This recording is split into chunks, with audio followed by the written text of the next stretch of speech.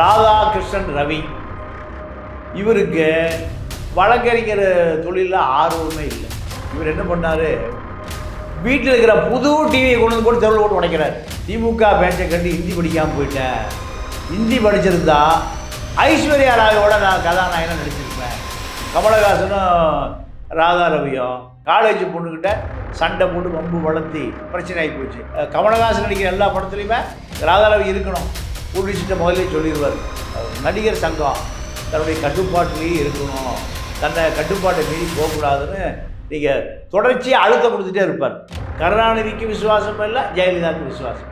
AR ரகுமானுக்கும் வைரமுத்துக்கும் ஒரு கருத்து வேறுபாடு. நேரடியாக ஏஆர் ரகுமான எதிர்க்காங்க. Vijay cinema YouTube channel viewers எல்லாருக்குமே வணக்கம். இன்னைக்கு சினிமா சம்பந்தப்பட்ட பல்வேறு கேள்விகளுக்கு விளக்கம் அளிப்பதற்காக நம்மளோடு இணைந்திருக்கிறார் மூத்த பத்திரிகையாளர் திரு தமிழா பாண்டியன் அவர்கள். வணக்கம் சார். வணக்கம். நடிகர் ராதா ரவி அவர்களுடைய திரையுலக பயணம் எங்கே, எப்போது, எப்படி துவங்குச்சு அப்படின்ற விஷயத்த சொல்ல முடியுமா சார்? ராதா ரவியினுடைய அப்பா அம்மா வச்ச பேர் ராதாகிருஷ்ணன் ரவி. இதுதான் எம்ஆர் ராதா உடைய மகன் என்பதற்கான அடையாளம். எம்ஆர் வாசு இது இன்னொரு அண்ணன். அப்போது ஜூன் 29 திருச்சியில் தான் பிறக்கிறாரு. தனலட்சுமி அம்மா பேர், அப்பா பேர் எம்ஆர் ராதா. சென்னை மாநில கல்லூரி நியூ காலேஜ்லேயும் படிக்கிறார். படித்து பிஎல் பட்டம் வாங்குறார். அது முடிச்சுட்டு வழக்கறிஞராக ஆவது தான் அவங்க அப்பா எம்ஆர் ராதாவுடைய விருப்பம். திரைப்படத்துக்கோ நாடகத்துக்கோ எங்கேயும் வரக்கூடாது, நீ ஒரு வழக்கறிஞர், புகழ்பெற்ற வழக்கறிஞர், இதுதான் அவருடைய விருப்பம். அதனால தான் அவரை பிஎல் முடிக்க வைக்கிறார். ஆனால் ராதாகிருஷ்ணன் ரவி இவருக்கு வழக்கறிஞர் தொழிலில் ஆர்வமே இல்லை, கோர்ட்டு பக்கம் போகிறதே இல்லை. கோர்ட்டுக்கு போடா, கோர்ட்டில் போய் வழக்கெல்லாம் நடக்கிறதெல்லாம் விசாரிப்போ, யார் அவங்க அப்பா அனுப்பி விடுறாரு. இவர் நாடக கொட்டகை பக்கமே சுற்றி வராரு. இதுக்கு நடுவில் இவரை பொறுத்த வரைக்கும் மாணவர் திமுகவில் இந்திய எதிர்ப்பு போராட்டத்தில் கலந்துக்கிறார். இந்திய எதிர்ப்பு போராட்டத்தில் கலந்துட்டு எம்ஜிஆர் ஆட்சி காலத்தில் தொலைக்காட்சி முழுக்க இந்தி ஒளிபரப்பு தான் இருக்கும், தூர்தர்ஷன். அப்போ என்ன பண்ணுவாங்கன்னா, தமிழ்நாட்டு திமுக எல்லாருமே டிவியை உடைப்பாங்க. எப்போ திருப்பினாலும் இந்தியாவே இருக்கும், தமிழ் ஒளிபரப்பே இருக்காது. இதுக்காக இவர் என்ன பண்ணுறாருன்னா, எல்லாமே டிவி உடைப்பு போராட்டம் திமுக தலைமையில் நடந்துச்சு. எல்லாம் பழைய ஓட்ட டிவியை போய் பழைய டிவி கடையில் வாங்கிட்டு வந்து உடைப்பாங்க. இவர் என்ன பண்ணார், வீட்டில் இருக்கிற புது டிவியை கொண்டு வந்து போட்டு தெருவில் போட்டு உடைக்கிறார். அப்போ இந்தி போராட்டத்தின் மீது, இந்தி மீது அளவு கடந்த எதிர்ப்பு உள்ள ஒரு திமுக மாணவர் அணி. அவர் அடிக்கடி சொல்லுவார், நான் இந்த திமுக பேச்சை கண்டு ஹிந்தி படிக்காமல் போயிட்டேன், ஹிந்தி படிச்சிருந்தா ஐஸ்வர்யா ராயோட நான் கதாநாயகனாக நடிச்சிருப்பேன், டெல்லியில் பாராளுமன்றத்தில் மிகப்பெரிய தலைவனாக மாறியிருப்பேன், ஹிந்தி படிக்காததுனால தான் ஐஸ்வர்யா ராயோடைய நடிக்க முடியல, அமிதாப் பச்சனோடைய நடிக்க முடியல, டெல்லியில் அரசியலில் பெரிய தலைவனாக இருப்பேன், ஹிந்தி தெரியாமல் என்னை திமுக என்னுடைய வாழ்க்கையெல்லாம் சிதைச்சி விட்டாங்க அப்படின்னு அவருக்கு ஒரு வருத்தம் இருக்குது. பள்ளி கல்லூரி நாட்களில் நாடக நடிகராக விகே ராமசாமி, எம்ஆர் வாசு, எஸ்எஸ் சந்திரன் ஒரு நாடக கம்பெனியில் சேர்ந்து முழு நேரமாக நடிக்கிறார். இதுதான் இவர். அவங்க அப்பா வழக்கறிஞராகணும்னு நினைக்கிறாரு, இவர் மாணவர் தலைவர். இதெல்லாம் தாண்டி நாடக கம்பெனியில் இவர் இழுத்து கொண்டு வந்தது காரணம், இவர் விகே ராமசாமியுடைய நாடக கொட்டகைகளை சேர்ந்து நடிக்கிறாரு. 1980 சொந்தமாகவே ஒரு நாடக கம்பெனி நடத்துகிறார். எத்தனை நாளைக்கு அடுத்தவங்க நாடக கம்பெனி நடிக்கிறது? கொஞ்சம் முற்போக்கு கருத்துகள், சீர்திருத்த கருத்துகள், புரட்சிகரமான சிந்தனைகள், இது எல்லாமே ராதா ரவி இந்த மாணவர் திமுக இருந்த காலத்தில் நாடகத்தில், அவங்க அப்பா காலத்தில் நாடகம் என்பது நாடக உலகத்தின் தந்தை எம்ஆர் ராதா தான். பெரியாருக்கு யாரையுமே பிடிக்காது, எல்லா கூத்தாடி பயிலும் திட்டுவார். ஆனால் எம்ஆர் ராதாவை கூட வச்சுக்குவார். பெரியார் திடலில் எம்ஆர் ராதா நாடக மன்றம், எம்ஆர் ராதா திடல்னு ஒரு திடல் இருக்குது. என்ன காரணம் கேட்டிங்கன்னா, எம்ஆர் ராதா கடவுள் மறுப்பாளர், அதை விட மூட நம்பிக்கை ஒழிப்பாளர், பெண் விடுதலை, பெரியாருடைய பெண் விடுதலையை ஆதரிப்பவர். இந்த காரணத்தினால தான் பெரியாரோடு இப்போ பயணம் செய்கிறாரு எம்ஆர் ராதா. அப்போ அதே அந்த காலத்தில் புரட்சிகர கருத்துக்கள். ராமர் வந்து ராமாயணம் நாடகம் போட மாட்டார், கீமாயணம்னு போடுவார். எம்ஆர் ராதா கீமாயணம், அதில் பார்த்தா ராமர் வேஷத்தில் வர்றவர் மறைஞ்சது கல் குடிப்பார் அந்த காலத்தில். அப்போ நாடகம் என்பது சினிமாவினுடைய முன்னோடி. இப்போ இந்த சினிமாவுடைய முன்னோடியில் எம்ஆர் ராதாவோடு இருந்து நடித்தவங்க தான் எம்ஜிஆர், சிவாஜி, வி.கே. ராமசாமி, இந்த மாதிரி ஆட்கள். அதனால் ராதா ரவியை பொறுத்த வரைக்கும் நாடக கொட்டைக்கு வருவதற்கு காரணம் வி.கே. ராமசாமி தான். இந்த காலகட்டத்தில் சோகம் வந்து ஒரு பெரிய நாடக நடிகர் தான். நாடகத்திலிருந்து தான் சினிமாவுக்கு வரார். சோவுடைய நாடகத்தில் எல்லாம் புரட்சிகரமான கருத்து, இந்த திராவிட இயக்கங்களை கேலி, கிண்டல், நையாளி, இப்படி நையாண்டியாக இருந்த படம் போகிறான். அதனால் அப்போ 1980களில் சோ ஒரு நாடக கம்பெனி, வி.கே. ராமசாமி நாடக கம்பெனி, நம்ம ராதா ரவி ஒரு நாடக கம்பெனி. அப்போ இந்த காலகட்டத்தில் தான் இவருக்கு கமல் அறிமுகமாகிறார். நாடக கொட்டகையில் தான் கமல் அப்போ நாடகத்தில் நடிச்சிட்டு இருக்கார் 80களில். இந்த சூழ்நிலையில் தான் கமல் என்ன பண்ணுறாரு, பாலச்சந்திரன் கூட்டிகிட்டு போய் அறிமுகப்படுத்தி வைக்கிறார். இவர் ஒரு எம்ஆர் ராதாவுடைய மகன், மாணவர், திமுகவில் புரட்சியாளர், 2வது நாடக கம்பெனி நடத்துகிறாரு, நாடகத்தில் நடிச்சிருக்காரு. நம்ம எடுக்கக்கூடிய படங்களில் இவரை பயன்படுத்திக்கலாம், இவர் அதுக்கு தகுதியானவர்னு கமலஹாசன் தான் கொண்டு போய் பாலச்சந்திரன் அறிமுகப்படுத்துகிறார். அப்படி அறிமுகப்படுத்தின பிறகு இவ்வளோ நெருக்கமாக இருந்த பாலச்சந்தர், கமலஹாசன், ராதா ரவி 2 பேரையுமே எங்கே போனாலும் 2 பேரும் ஒன்றா தான் போவாங்க, ஒன்றா தான் வருவாங்க. ஒரு நேரத்தில் கமலஹாசனும் ராதா ரவியும் காலேஜ் பொண்ணுக்கிட்ட சண்டை போட்டு வம்பு வளர்த்தி பிரச்சனை ஆகி போச்சு. அதோட என்ன பண்ணுறாரு, பாலச்சந்தர் கூப்பிட்டு, நீ 2 பேருமே ஒன்றா சுற்றக்கூடாது, 2 பேருமே வம்பு வழக்காயிறீங்க, இப்படி கண்டிக்கிற அளவுக்கு ராதா ரவியும் கமலஹாசனும் நெருங்கிய நண்பர்கள். இதுதான் ரொம்ப நாளாக இருக்குது. பாலச்சந்தருடைய தண்ணீர்னு ஒரு படம், ரொம்ப ஃபேமஸான படம், கம்யூனிஸ்ட் கதை எடுத்தார், 80களில் வந்தது. அதில் ராதா ரவிக்கு ஒரு மிடுக்கான போலீஸ் வேடத்தை முதல்ல கொடுத்து தான் அறிமுகப்படுத்துகிறார். அதுக்கு முன்னாடி கமல் நடித்த மன்மத லீலை, உயிருள்ள உஷா, டி. ராஜேந்தர், இது போன்ற படங்களில், நிறைய படங்களில் வாய்ப்பு கொடுக்குறாரு டி. ராஜேந்தர், பாலச்சந்தர். கமலஹாசன் நடிக்கிற எல்லா படத்துலையுமே ராதா ரவி இருக்கணும், ப்ரொடியூசர்கிட்ட முதல்ல சொல்லிடுவார், ராதா ரவியை ஒரு நல்ல சீனை கொடுக்கன்னு. இதெல்லாம் தான் இவருடைய சினிமா வாழ்க்கைக்கு உள்ளே வருவதற்கான காரணம். இவருக்கு ஹரின்னு ஒரு பையன், அந்த பையனை பெரிய ஹீரோ ஆக்கணும்னு விரும்புகிறார். இதற்காக தன்னுடைய வீடு நிலம் எல்லாத்தையும் அடமானம் வச்சு அந்த காலத்திலேயே கோடி ரூபாய்க்கு மேலே செலவு பண்ணுறாரு. ஆனால் தொடர்ச்சியாக அந்த அவருடைய மகன் ஹரி நடித்த படம் பெரிய அளவில் வெற்றி பெறவில்லை. அதனால் அவர் சினிமாவை வேண்டாண்டா, எங்கள் வெளிநாட்டில் போய் இங்கே வேலைக்கு போய் சேர்ந்துன்னு அனுப்பிச்சி விட்டார்.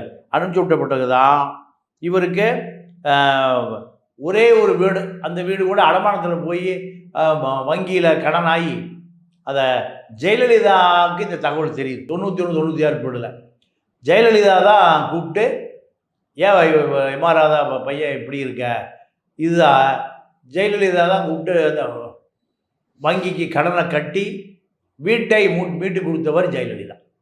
அதோட என்ன பண்ணுறாரு, ஏடிஎம்கேலே சேர்ந்துருவோம். 2001, 2006 சைதாப்பேட்டையில் சீட்டு கேட்டு எம்எல்ஏ ஆகிறாரு, சைதாப்பேட்டை தொகுதி. இதுதான் இவருடைய அரசியல் பிரவேசம். அரசியல் பிரவேசத்தில் என்ன நடக்குதுன்னு கேட்டிங்கன்னா, ஜெயலலிதாவுக்கு நேரடியாகவே அறிமுகமான காரணத்தினால இவருக்கு பல தலைவர்கள் முன்னாள் அமைச்சர்கள்லாம் வந்து தேர்தல் வேலை செஞ்சு ஜெயிக்கிறாரு. இவருக்கு எம்ஜிஆர் சிவாஜி 2 பேருமே இவருக்கு ரொம்ப நெருக்கம். 15 நாளைக்கு ஒருக்கா நேராக போய் பார்த்து வந்துடுவார். அப்படி பார்க்கலைன்னா எம்ஜிஆர் போகணும், ஏன்டா என்ன வந்து பார்க்கலன்னு எம்ஜிஆர் கூப்பிடுவார், சிவாஜியும் கூப்பிடுவார். என்ன காரணம்னா எம்ஆர் ராதா இல்லை, அண்ணா இல்லை, அண்ணா ஞாபகமாக உண்டா நான் பார்த்தே ஆகணும்டா. எம்ஜிஆருக்கும் எம்ஆர் ராதாவுக்கும் சண்டை சுட்டுட்டாரு. ஆனாலுமே எம்ஜிஆர் ஒரு 10 நாளைக்கு ஒருக்கா 15 நாளைக்கு ஒருக்கா இவர் போய் பார்க்கலைன்னா அவனை வர சொல்லி வீட்டுக்கு கொண்டு போய் பழங்களெல்லாம் கூடன்னு சொல்லி எம்ஜிஆரும் மரணம் அடைகிற வரை, சிவாஜி மரணம் அடைகிற வரை எம்ஆர் ராதா ஞாபகமாக யாரை பார்ப்பாங்க? ராதா ரவி தான் பார்ப்பாங்க. காரணம், உங்கள் அப்பா மாதிரி இருக்கடா. யார் சொல்லுவா? சிவாஜி சொல்லுவாரா, என் அண்ணன் பையன்டா நீ. அப்போ எவ்வளோ பெரிய விருந்தினர்களோ, எந்த திருமணம், கல்யாணம், கச்சேரி எதாக இருந்தாலும் முதல் ஆளாக ராதா ரவி அங்கே இருப்பார். இதுக்கு பிறகு அவர் நடிகர் சங்க பொருளாளராக, பொதுச் செயலாளராக மாறினார், அரசியலில் இருந்துட்டு. அப்போ என்ன காரணம் கேட்டிங்கன்னா, அவருக்கு அரசியல் ஆர்வம், மிகப்பெரிய அளவில் அமைச்சராகணும், அவன் எப்படியாவது திமுக அதிமுக அமைச்சரவையில் அமைச்சராகணும்னு அவர் ரொம்ப ஆசைப்படுறார். இதில் என்ன நடக்குதுன்னு கேட்டிங்கன்னா, இவரை வந்து அதிமுக பயன்படுத்தி கொள்ளுது. திமுகவுக்கு எதிராக திமுகவை விமர்சனம் செய்வதற்கு அதிமுக தேதி கேட்குற ஆள்டிலாம் தஞ்சாவூர் கூடத்துக்கு நீ போ, கோயம்புத்தூர் கூடத்துக்கு போ, திருமலை கூடத்துக்கு போன மாதம் முழுக்க அதிமுக பொதுக்கூட்டங்களில் திமுகவை தாக்கி, கருணாநிதி தாக்கி பேசணும். இது அசைன்மெண்ட் ஜெயலலிதா கொடுத்தது. இப்படி தான் இவர் அரசியலுக்குள்ள என்ட்ரி ஆகி எல்லா ஊர்லேயும் போய் கருணாநிதியை கண்ணாமுன்னாடி திட்டுவது தான் ஜெயலலிதாவுக்கான விருப்பம். இது எஸ்எஸ் சந்திரன் திட்டி அவர் எம்பியாக இருந்தார். அதே போல் இவர் எம்எல்ஏ. இதுக்கு நடுவில் டப்பிங் யூனியன் தலைவராக 40 வருடம் தேர்தலை யார் போட்டி போட்டாலும் ராதா ரவியை வெற்றி பெற முடியவில்லை. என்ன காரணம் கேட்டிங்கன்னா, இவர் இந்த 24 அமைப்புகள் சேர்ந்தது தான் பெப்சி. இந்த 24 அமைப்பில் ஏதோ ஒரு அமைப்பில் தலைவராக இருப்பார். டப்பிங் யூனியனில் பர்மனண்ட் தலைவர், நடிகர் சங்கத்தில் பொருளாளர், பொதுச் செயலாளர். அதாவது 25 வருஷம் நான் டப்பிங் யூனியனில் இருந்தேன், எனக்கு 25 பவுன் சவரன் நகை போட்டு என்னை சிறப்பிக்கணும்னு சொல்லி ஒரு விழா எடுக்கிறார். காரணம்னு கேட்டிங்கன்னா, இவரை பொறுத்த வரைக்கும் திரைப்பட நடிகர் சங்கம் தன்னுடைய கட்டுப்பாட்டிலேயே இருக்கணும், தன்னை கட்டுப்பாட்டை மீறி போகக்கூடாதுன்னு நீங்கள் தொடர்ச்சியாக அழுத்தம் கொடுத்துட்டே இருப்பார். ஒரு படம் எடுக்கிறாங்க. அந்த படத்தில் தொழிலாளிகளுக்கும் கலைஞர்களுக்கும் இந்த சண்டை வந்துடுது. இவரை பொறுத்த வரைக்கும் இவருக்கு நிறைய பட வாய்ப்பு இல்லாமல் போனதுக்கு என்ன காரணம் சொல்கிறாங்கன்னா, திரைப்பட கலைஞர்கள், இன்னொரு பக்கம் தயாரிப்பாளர்கள் சண்டை வரும்போது இவர் யார் பக்கம் நிற்பார்? திரைப்பட கலைஞர் பக்கம் நிற்பார். அப்போ தயாரிப்பாளர் பூரா இவரை என்ன பண்ணுவான்? பேசுவான், திட்டுவான், வெறுப்பான். இவருக்கு நிறையா திரைப்படத்துறையில் வாய்ப்பு வராமல் போனதற்கு ஒரு காரணம், தயாரிப்பாளர்களை பகைத்து கொண்டு திரைப்பட தொழிலாளர்கள் பக்கம் நிற்பது தான் இவருக்கு நிறைய திரைப்படத்துறையில் வாய்ப்பு பறிபோனதுக்கு காரணம். திரைப்படத்துறையில் இருக்கிற யூனியனில், அதாவது டப்பிங் ஆர்டிஸ்ட் யூனியன், இப்படி இப்போ யூனியனில் மெம்பர் ஆகணும் அப்படின்னா அது வந்து 50,000 ரூபா கட்டணும். ஆனால் இவரை பொறுத்த வரைக்கும் 10,000 கொடுத்தாலும் வாங்கிக்குவார், 20,000 கொடுத்தாலும் வாங்கிக்குவார். இப்படி அப்பா மகன் 2 தலைமுறையை சார்ந்தவர்கள்ட்ட நீங்கள் ஏறக்குறைய எல்லா டப்பிங் ஆர்டிஸ்ட் யூனியனில் இருக்கிற அத்தனை பேருமே இவருக்கு பரிச்சித்தமானவர்கள். அதனால் ஒரு முறை நாசர் நின்னார், வெற்றி பெற முடியல. ஏன்னா அப்பாவையும் தெரியும், மகனையும் தெரியும். இப்படி 2 தலைமுறையும் டப்பிங் ஆர்டிஸ்ட் யூனியனாக இருந்தாலும் சரி, பெப்சி யூனியனாக இருந்தாலும் சரி, ஏதாவது பிரச்சனை இவர் வந்து சொன்னால் உடனடியாக தொழிலாளர்களுக்காக களமிறங்கி செய்யக்கூடியவர். நீங்கள் வேல்ஸ் கல்லூரிக்கு கூப்பிட்டு சீட்டு வாங்கி கொடுப்பாரு, இப்படி இவரை பொறுத்த வரைக்கும் திரைப்பட தொழிலாளரா தயாரிப்பாளரா இந்த சண்டை வர்ற போது நேரடியாக திரைப்பட கலைஞர்கள் பக்கம் நிற்பதனால இவருக்கு நிறைய கெட்ட பேர். இது இவருக்கு ப்ளஸ் மைனஸ் ரெண்டுமே இதுதான். ரெண்டாவது 2015 நடிகர் சங்க தேர்தலில் தோற்று போகிறார். என்ன காரணம்னா சக நடிகர்களை நீங்கள் 3ஆம் தரமாக திட்டுவார். அப்புறம் ஃபோன் பண்ணி என்ன ஃபோன் பண்ணியே மன்னிச்சுக்க, நான் உணர்ச்சி வசப்பட்டு திட்டேன். காலையில் திட்டுவார், மத்தியானம் ஃபோன் பண்ணி நடந்து போச்சு, தயவுசெய்து பெருசாக எடுத்துக்காத. இப்போ இவருக்கு எம்ஆர் ராதாவுடைய மகன் என்கிற மரியாதை இவருக்கு மிகப்பெரிய மரியாதை திரைப்பட நடிகர்கள் மத்தியில் இவருக்கு உருவாக்கி கொடுத்தது. நீங்கள் அவங்க அப்பா நடித்த ரத்த கண்ணீர் நாடகத்தை நடிகர் சங்கத்தில் ஒரு 30-40 வருடம் நடத்தியிருக்காரு. அது போன்ற அந்த ரத்த கண்ணீர் சினிமா வந்த பிறகும் நாடகம் நடத்துவதை ஒரு ஹாபியாக வச்சுருந்தார். இதுக்காக சொந்த கை காசை செலவு பண்ணி நடிகர் சங்கத்தில் நாடகம் நடந்துகிட்டே இருக்கும். இப்போ இவருக்கு இன்னொரு விஷயம் என்னென்னா, விஷாலுக்கு அரசியல் ஆசை வந்ததுக்கு காரணம் இவர் தான். டேய், நீ சிஎம் கேண்டிடேட்டா, ரஜினி இல்லை, கமல் இல்லை, எம்ஜிஆர் இல்லை, நீ தான் சிஎம் கேண்டிடேட். இப்படி விஷால வடிவேல் சொல்கிற மாதிரி உசுப்பேச்சு ரணகலமாக்கி ஆர்கே நகரில் நாமினேஷன் பண்ண முடியாத அளவுக்கு அரசியல் ஆர்வத்தை விஷாலுக்கு தூண்டி விட்டவர் யாருன்னு கேட்டால் ராதா ரவி தான். இது இவருக்கு பெரிய பின்னடைவு.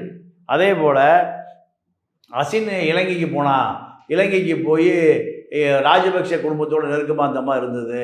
இலங்கை பிரச்சனை நடக்கிற பொழுது எந்த நடிகரும் இலங்கைக்கு போகக்கூடாது, இலங்கையில் போய் இலங்கையில் ஷூட்டிங் நடக்கக்கூடாது, இலங்கையில் ஸ்டார் நைட் நடத்தக்கூடாது, இப்படியெல்லாம் அவர் இலங்கை தமிழர் பிரச்சனைக்கு ஆதரவாக இருந்தார். அசின் போய் ஒரு படம், அந்த அம்மா இலங்கை போயிட்டு வந்த பிறகு ரெட் கார்டு போட்டு அசினை வச்சு யாரையுமே தமிழ் படம் எடுக்கக்கூடாது. எல்லா தயாரிப்பாளர்களுக்கும் ஒரு பெரிய நோட்டீஸே கொடுத்தார், அழுத்தம் கொடுத்தாரு. என்ன காரணம்னா, இவருக்கு இலங்கை தமிழர் பிரச்சனையில் மாணவர் திமுகவிலிருந்து வந்த காலத்திலிருந்து இலங்கை தமிழர் பிரச்சனை மீது கடுமையான ஈடுபாடு. அதனால் ஈழத்தமிழர்கள் பிரச்சனை நடந்த பொழுது இவர் நிறைய குரல் கொடுத்துருக்காரு. ஆனால் திமுகவில் வந்த பிறகு, திமுக தன்னை ஐக்கியப்படுத்தி கொண்ட பிறகு நயன்தாராவை ஒரு விமர்சனம் பண்ணுறாரு. நயன்தாரா பார்த்தா கும்பிட தோன்றவில்லை கூப்பிட தோன்றுகிறதுன்னு ஒரு விமர்சனம் பண்ணுறாரு. பண்ணிய பிறகு திமுகவிலிருந்து அதிரடியாக நீக்கப்படுகிறார். இவருடைய அரசியல், நாடகம், அப்பாவுடைய வரலாறு, இப்படி பல ப்ளஸ் பாயிண்ட் இருந்துமே உதயநிதிக்கு முன்னாடி இவரால் அரசியல் நிற்க முடியல. ஏன்னா நயன்தாராவை விமர்சனம் பண்ண ஒரே காரணத்தினால மன்னிப்பு கேட்க சொல்கிறாங்க. இவர் மன்னிப்பு கேட்க முடியாது. நீங்கள் திமுகவில் நான் திமுக விட்டு விலகினாலும் சரி விளக்கினாலும் சரி நான் மன்னிப்பு கேட்க முடியாதுங்கிறாரு. கட்சியிலிருந்து நீக்கப்பட்டார். அதே போல் மாற்றுத்திறனாளிகளை நீங்கள் ஒரு விமர்சனம் பண்ணி கனிமொழியால் கண்டனம் தெரிவிக்கப்பட்டது. இவரை பொறுத்த வரைக்கும் எதையுமே தடாலடியான அரசியல்வாதி. இது அவருக்கு ப்ளஸ்ஸாகவும் நடந்திருக்கு, மைனஸாகவும் நடந்திருக்கு. அடிக்கடி யாரை பார்த்தாலும் சரி தாய் தகப்பனை கடவுள் மாதிரி நேசிக்கணும், அப்பாவை நேசிக்கணும், அம்மா. இது எங்கே யாரை பார்த்தாலும் அவர் சொல்லுகிற வசனம் இதுதான். வயதானவர்களை பார்த்தா அவர் உடனே அவங்களுக்கு என்ன உதவி வேணும், ரொம்ப படிஞ்சு போய் அவருக்கு முடிஞ்ச வரை இந்த வயதானவர்களுக்கு என்ன உதவி செய்யணுமோ அதை செய்வார். என்ன காரணம் கேட்டிங்கன்னா, என்னுடைய தாயும் தந்தையும் தான் எனக்கு கடவுள், நான் கடவுளை கும்பிட்றதில்லை. இது அடிக்கடி அவர் சொல்லுகிற டைலாக்கு. அதே போல் நீங்கள் சின்மயி வைரமுத்து பிரச்சனை பெருசான பிறகு வைரமுத்துக்கு ஆதரவாக சின்மயை டப்பிங் தேட்டர்லேருந்து சஸ்பெண்ட் பண்ணிட்டார். ஏன்னு கேட்டால், என்னுடைய நண்பன் வைரமுத்து எனக்கு ஒரு இடையூறுனா நான் உதவி செய்வது தான் சரி. சின்மயை பொறுத்த வரைக்கும் சின்மயி டப்பிங் ஆர்டிஸ்டாக இருந்தாலும் இவர் போலியாக புகார் கொடுக்கிறார். இதுக்குள்ளே அரசியல் இருக்குது. முழுக்க சின்மயி பின்னாடி இருந்து பிஜேபி இயக்குகிறது இப்படிலாம் சொல்லிட்டு இருந்தவர் ஒரு ஸ்டேஜில் பிஜேபியில் போய் சேர்ந்துட்டார். நீங்கள் தமிழிசையை எதிர்த்து தமிழிசையை வந்து அந்த அம்மாவுடைய சிகை அலங்காரத்தெல்லாம் நக்கல் நையாண்டி பண்ண இதே ராதா ரவி ஒரு காலகட்டத்தில் என்ன ஆகிறாரு, பிஜேபியில் போய் தன்னை இணைத்துக் கொள்கிறார். பிஜேபியில் போய் இணைத்து கொண்ட பிறகுதான் இவருடைய மரியாதை நீங்கள் சரிவுக்கு வருது. இவர் மலேசியாவில் இவருக்கு டாத்தோ ராதா ரவின்னு ஒரு பட்டம் கொடுக்குறாங்க மலேசியாவில். இதை ஜெயா டிவியில் பெரிய அளவில் பிரபகண்டா பண்ண சொல்கிறாரு. ஆனால் அதை அவங்க பண்ண மறுக்கிறாங்க. அதனால் முழுக்க அங்கேருந்து வெளியேறினார். பெரியார் திடலில் இவங்க அப்பாவுக்கு ராதா மன்றம்னு போட்டிருக்கு. ஆனால் மக பிஜேபியில் இணைந்து கொண்டதை யாரும் ரசிக்கலை. பெரியாருடைய தொண்டனாக இருந்த MR Radha, MR Vasu, MR Radha Ravi இப்படி உலகம் பார்க்கப்பட்ட போது இவர் பிஜேபியில் தன்னை இணைத்து கொண்டதை பெருசாக யாரும் ரசிக்கலை. அதுதான் இவருக்கு மிகப்பெரிய பின்னடைவு. அதே போல் அதிமுக திமுக ஆட்சி இருந்த காலத்தில் கலைஞர்கள் நடுநிலையாக தான் இருப்பாங்க. ஆனால் இவர் இப்போ கருணாநிதிக்கு ஒரு விழா எடுக்கிறார், பாசத்தலைவனுக்கு பாராட்டு விழான்னு. இது ஜெயலலிதாவால் ரசிக்கப்படலை. இது இவருக்கு ஒரு மிகப்பெரிய பின்னடைவு. கருணாநிதிக்கு விசுவாசம் இல்லை, ஜெயலலிதாவுக்கு விசுவாசம் இல்லை. ஏஆர் ரகுமானுக்கும் வைரமுத்துக்கும் ஒரு கருத்து வேறுபாடு. நேரடியாக ஏஆர் ரகுமான எதிர்க்க ஆரம்பிச்சிட்டார். யாருக்காக? வைரமுத்துக்காக. இப்படி இவரை பற்றி சொல்லிக்கொண்டே போகலாம். அதான் சொல்லுவார், ஒன்று காந்தியாயிரு இல்லையா கோட்சேவாயிரு. அவர் அடிக்கடி சொல்லுகிற வசனம். டப்பிங் யூனியனில் நடிகர் சங்கத்தில் ஒரு கட்டடம் கட்டினாங்க. அது கார்ப்பரேஷன் வரைமுறைகளை மீறி கார்ப்பரேஷனை மதிக்காமல் கட்டியதனுடைய விளைவு அந்த கட்டிடம் இடிக்கப்பட்டது. 20% தான். ஆனால் முழு கட்டடத்தையும் இவரே இடிச்சு போட்டார். ஏன்? இது கார்ப்பரேஷன் உடைய தவறு. 20% இவருடைய தவறை அது நடிகர் சங்க பணம் ஏறக்குறைய ஒரு 75 லட்சம் ரூபா